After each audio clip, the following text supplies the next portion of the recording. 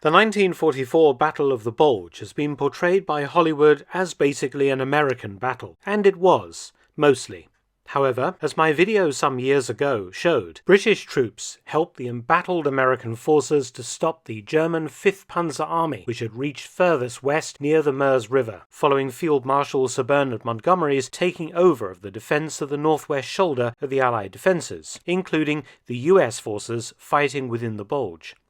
Of course, the majority of the fighting and the majority of the casualties on the Allied side during the Ardennes offensive were American, but as with most World War II stories, the full story is often complex and often highlights the Allied nature of the war, in that American, French, British, Canadian and Polish forces were all pushing into Germany on one enormous front line, rather than one nation operating alone.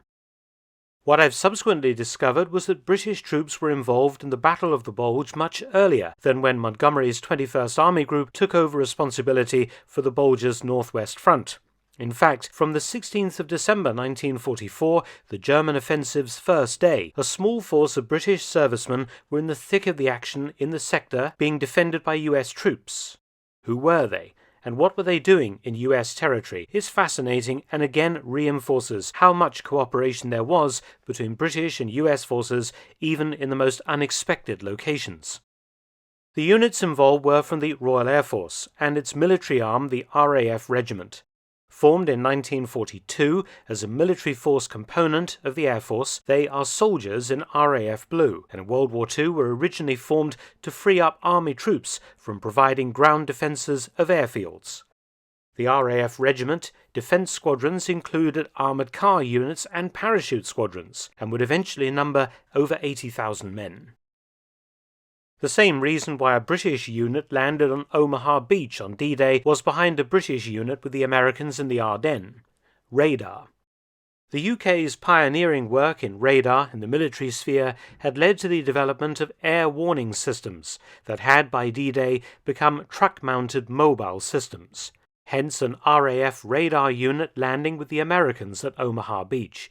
His job was to set up an air defense radar shield once Omaha and Utah beaches had been secured, to help protect the US beachhead from air attack. 6 months later, and in the quiet sector of the US front line, the Ardennes, was another RAF mobile radar unit, deploying forward radars and wireless interception equipment, part of the RAF's No. 72 wing. The unit with all the equipment was No. 6080 Flight, based on the Belgian town of Houffalize, north of the important road junction town of Bastogne, a prime German objective for their offensive. The RAF technicians suddenly found themselves threatened with capture on the 16th of December 1944 and in the days immediately afterwards, as the Germans pierced the US front lines in many places and began to surge westwards. The equipment and operators must not fall into enemy hands, but it was not the responsibility of neighbouring US units to protect the British. Instead, the RAF would have to rely on its own resources, specifically a heavily armed RAF regiment unit equipped with armoured cars. In fact, 2 units were sent to save the radar squadron.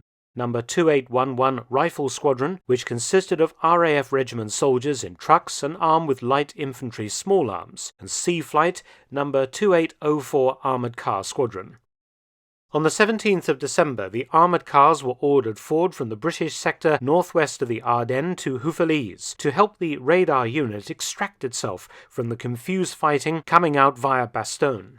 The squadron adjutant and his driver reached the US 8th Corps headquarters around noon on the 18th of December in Bastogne, finding the town in a state of uproar as US units were falling back from the front and others were attempting to form fresh local defense lines before the 101st Airborne Division would eventually arrive fully on the 19th of December to take over defense of the town. By now, German armour was within 5 miles of Bastogne. The US 8th Corps headquarters was in the process of evacuating. The rest of C Squadron's armoured cars were moving towards Bastogne, and on several occasions had to fight through German paratroopers that had tried to establish roadblocks around Marsch, part of the scattered and largely ineffective German paratrooper operation codenamed Stussa. They made it successfully to Houffalize, rendezvoused with the radar unit, and the 3 RAF units moved off at 23:15 hours on the 18th of December, driving out via Bastogne, the Germans close behind. Sea Flight escorted the technicians' trucks successfully into Brussels by 2 p.m. the next day, 19th of December. However, a considerable amount of RAF equipment had been left behind at a technical site south of Vielsalm in the Ardennes. Another RAF Regiment armoured car section, B Troop No. 2804 Squadron, was diverted to retrieve or destroy this confidential material. The RAF armoured cars reached the site near Vielsalm on the 20th of December. Initially, the RAF armoured cars could not get near the site. Arriving at the town of Ardennes, 1 mile away, they discovered US troops engaged in a full-scale battle with the Germans, with Sherman tanks moving up. A second attempt to get to the site made more progress. The British were stopped this time half a mile away due to a ferocious tank battle being fought at very close range. When the British eventually got to the radar site, the Germans were only 400 yards from the RAF camp, and during frantic clearance operations, RAF soldiers came under frequent bursts of German small arms fire. Gathering a few trucks, what couldn't be taken out was burned, and the small wooden huts on the site blown up with grenades.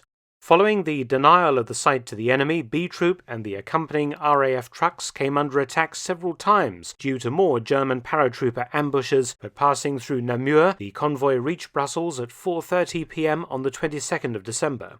The armoured cars had used up a lot of ammunition, but 25 RAF vehicles and many personnel had been pulled out of the bulge without any loss. A very successful operation under very trying circumstances. Many thanks for watching. Please subscribe and share, and also visit my audiobook channel, War Stories with Mark Felton. You can also help to support both of my channels at PayPal and Patreon. Details in the description box below.